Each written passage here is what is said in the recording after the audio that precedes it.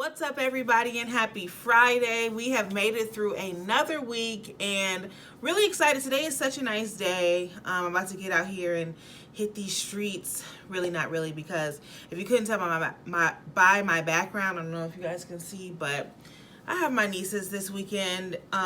So we're just going to go to the park. But very happy that it's the weekend.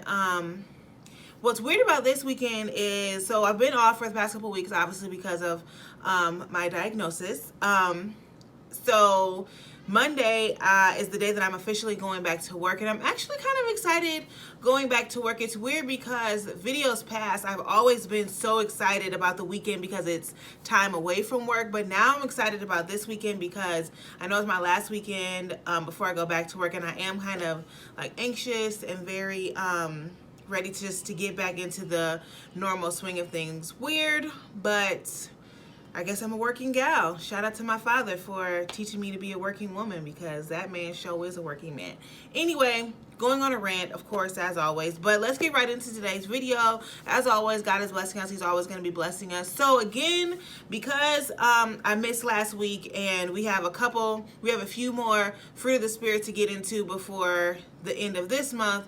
We're only doing 2 days for each fruit that is remaining. So Wednesday we talked about kindness, so today we're just going to wrap up our kindness conversation, and I want to talk about true kindness today because, again, like I was saying on Wednesday, there a lot of times the negative connotation that kindness equals you being naive, or kindness equals weakness, but like I was saying on Wednesday, that is actually completely opposite. It takes a lot of strength and courage to be kind, and that's simply because of what it takes to be kind, or what the aspects and the qualities of a kind person should possess. So again, the definition of kindness is the quality of being friendly, generous, and considerate. And if you break down that word and look at the definitions for all three of those characteristics, so friendly, generous, and considerate. Friendly is to be kind and pleasant.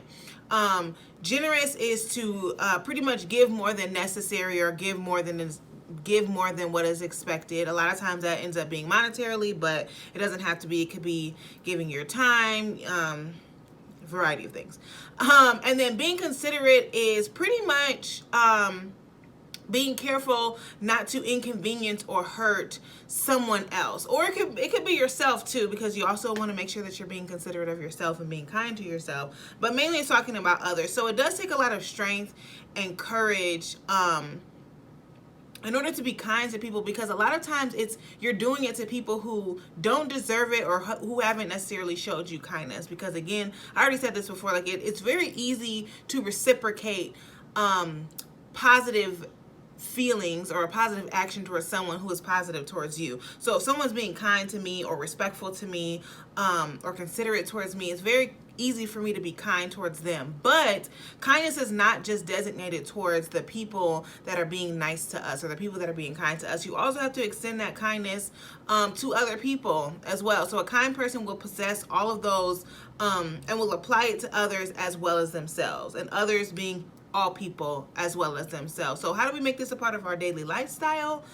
This is something that I should actually start to do too, because I do identify myself as a kind person, but I don't know if I necessarily do kind things every day, or I guess I don't know if I necessarily consciously do kind things every day. And I do want to start doing that, just to get that in my nature, because I do want to be described as a kind person. And a part of my spiritual detox, or my spiritual cleanse, is making sure that I am not only ridding myself of the negative things that have attacked my spirit, but also consciously making sure that I'm acting on the good qualities. So when we talked about love, joy, peace, patience, not only do I want to say like, okay, yes, I've adopted that a part of my spirit, but I want to make a conscious decision that I am walking in love, walking in peace, walking in joy, being patient all the time, and also being kind all the time. So that's pretty much how you're going to adopt it and make that a part of your lifestyle, is making conscious decisions to be kind. Okay, so that could be